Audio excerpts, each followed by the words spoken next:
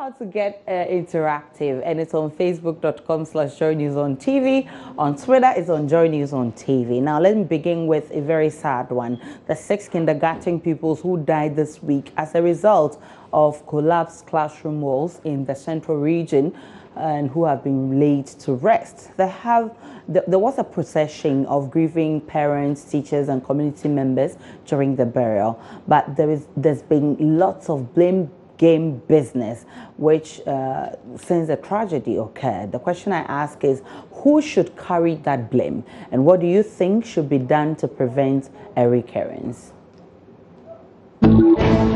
I think the people that saw the crack and they didn't do anything about it. And in my opinion, when such things happen, one thing you need to do is to find solution to it, you understand? Because when you see a crack on a wall and you don't do anything, absolutely something is going to happen.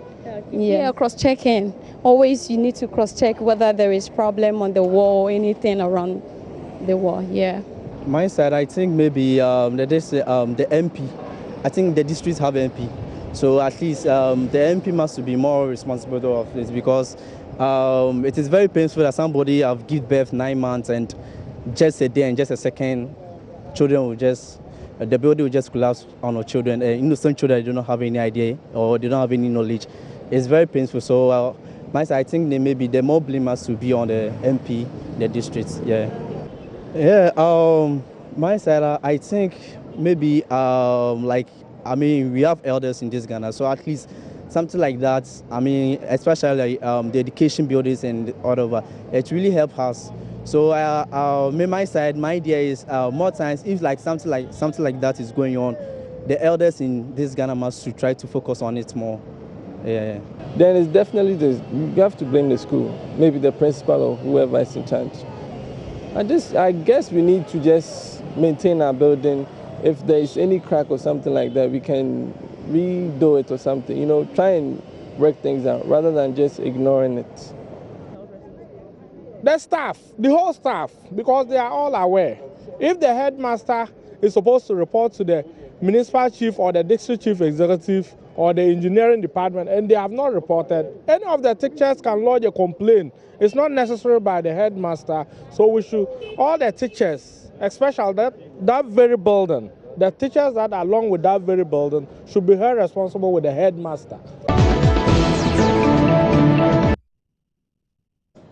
All right, so those are some comments from the streets. Let's check what you've been saying on Facebook. Israel will help us do that. All right, Prince Nuruddin Bawumia says, I think nature is accountable, but we must be proactive as a state and always be alert to listen to the plight of heads of schools concerning the deplorable nature of their schools, and then find a panacea to the social canker. Anyway, God knows the best, and may their souls rest in peace. My condolences to the bereaved families. Kwesi Boateng says, as I said yesterday, that as a nation, we should be proactive rather than reactive. As the issue is fresh on our minds, we pay lip service to it till it dies out. It becomes a point of reference only when there is a similar situation. The June, I'm sure 3 is what you meant, and the recent gas explosion is a test case. We have failed as a nation. Amaku Rexford says, schools in rural areas should be looked at when they cry for help. They shouldn't sit in their air-conditioned rooms and wait for people to die before they take action, because every human being has a way of benefiting the country. Siddiq says, may their innocent souls rest with the Almighty Allah. Amen. And Gabriel Palam says, but only hard to say, but only God knows why this happened. My condolences to the affected families. Grace Pamford says, it breaks my heart.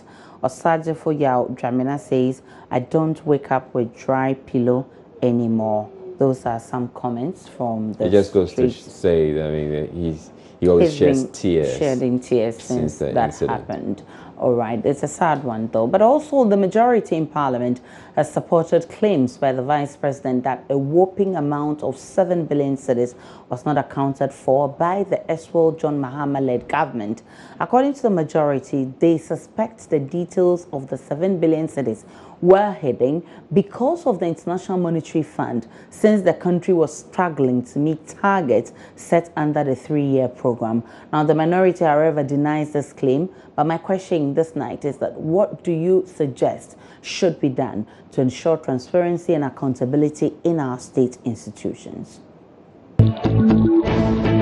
Oh, I think the government, as the NPP government stated, the Office of a Special Prosecutor, I think it should be established so that every transaction that goes through between the ministries, it can pass through that office for them to scrutinize it before it can be passed, or every contract that the government signs should go through Parliament so that it should be a public document that everybody will have a fair idea of every transaction that the government makes, that government signs. Well, I think that first of all, we must know the kind of leaders we vote for and the kind of leaders we appoint. So our state institution, I believe that if they will follow the procedures and make sure that the committees that have been set up, if the committees will make sure that whatever is due to whoever is must be given to, they do the right thing. I don't think someone will come to power and try to cover any other thing. And like he said, I hear he said they are trying to amend some law and act. I'm not so sure. But if that will work so that corruption can become like a felony or something that an institution can take it up, I think with that it will help the nation a lot. I think, first of all, corruption must go away. We must be able to deal with corruption. And then with this declaration of assets, they must make sure that those officials they are getting to office must declare their assets. So if they are going out of power, we can be able to compare what they have before they assume power and then what they have as they are going out of power. And after that, we can know whether they have looted the country or not. Then aside that, I would also like our officials to at least be up and doing. Let's try and then get the correct people into office.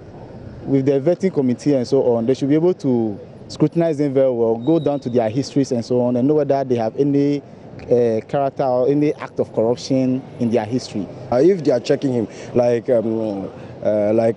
for example, the way Vice President, all of a sudden he appeared in Register General, he went to Tamaport to check them. All of a sudden, they are not expecting him, and he came, to check them. Those kind of 1 or 2 things, if they have been doing, the people will look sharp to, I think, come back to their normal duty to do what is right. All right, so interesting comments there. On Facebook, a lot more messages are coming. Let's read them. Papa Becca says, please spare us with that, my vice. You were giving us all sorts of figures, meaning you knew and understood the economy. Why the excuse now? Fixed or Tom, that's why we voted for you, and not to tell us what we already know. Okay, I'm not sure you know this fact. So well, he's sharing that with you. And I'm not sure he's also saying that he's not going to fix the economy. He's just telling you stuff. Kwesi Boateng Epa says we must report crimes and social vices devoid of political color and prosecute them. I'm sure the NPP will do its best to empower institutions and make them effective. Prince Nuruddin says we must then prosecute our corrupt officials to serve as a deterrent to others. Indeed, our money were mismanaged and stolen by the previous NDC government. Dominic Dominion says greedy, empty-headed. Okay, I'll skip that. Not word. Read. Richie Douglas says felony should be implemented and be used on some corrupt leaders to serve as a warning to everyone. And one more thing, the vice president should stop accusing others being corrupt without any proof. Well, Benfo Richmond says Bawumia thinks he's still campaigning instead of delivering on his promises. You better start working. And he's referring to the vice president. Gabriel Palam says, Amwako Rex for the Paris says, we knew you can do all these, and that's why we voted you into power. So why are you asking us? Kwating says, just kisses his teeth, a long one. And Urban Doe says, corrupt people found must be dealt with as criminals. Those are some of the comments coming in on this issue. But Israel, quick one, what do you make of this whole allegation and counter-allegation and this blame game business? Well, I hope they can put it to rest and just forge ahead and prosecute their agenda. because they have the power now. So they just go ahead and do it. It's unfortunate if it turns out to be actually true, but let them just go ahead and do what they have to do. I think I agree with you. Now, finally, a man is reported to have killed his cousin for having sexual intercourse with his sheep.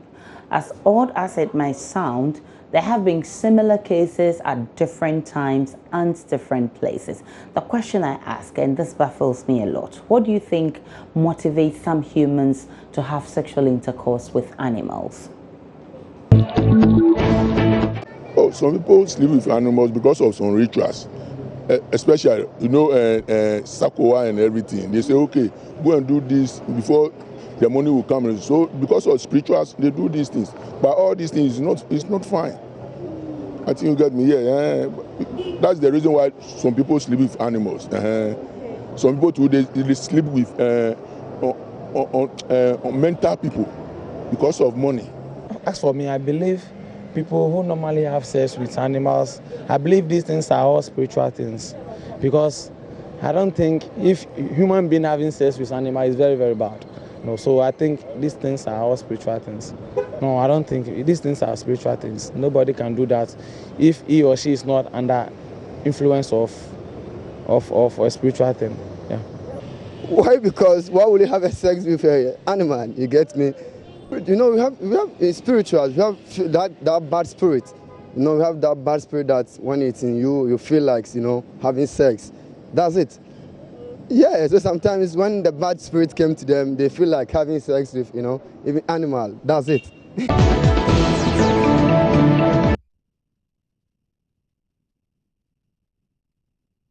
That message. Well, we have one more, and it's becoming very... Well, you can call it breaking news of some sort. It's becoming... It turns out that the Black Stars are down by further goals, so I 2 goals think now. it's now impossible. It's becoming impossible to have any hope for today's match. But we are still hopeful until the match ends. Let's check what you've been saying on Facebook. All right, so Papa Abekan says, I'm surprised you guys want to know what motivates him. Chakai, does one have to be motivated to sleep with an animal? Good. Such a person is cursed. Gosh, such a person is cursed or a fellow animal. He was killed like an animal, I guess. Oh no. Joy News, I have not had sex with an animal before, and I don't have any records of any family member who was done same, so I can't answer, please. And Marco Rex was that he deserves to be killed, but these things are spiritual forces, so human beings must pray always so the devil will not overcome us. And Richie Rich says, haha, I can't stop laughing. Thank God today women still stop. Today women will stop demanding money from their husbands before sex. What was he trying to say? And Prezuruddin Baumia says this is a curse, period. There's nothing to motivate curses. Girl Philmon says the end times is not a surprise because the Bible has predicted all these long ago. Ben for Richmond says only foolishness can motivate a man to have sex with animals. What feelings at all was he looking for? And those are some of your messages on Facebook. Let's check.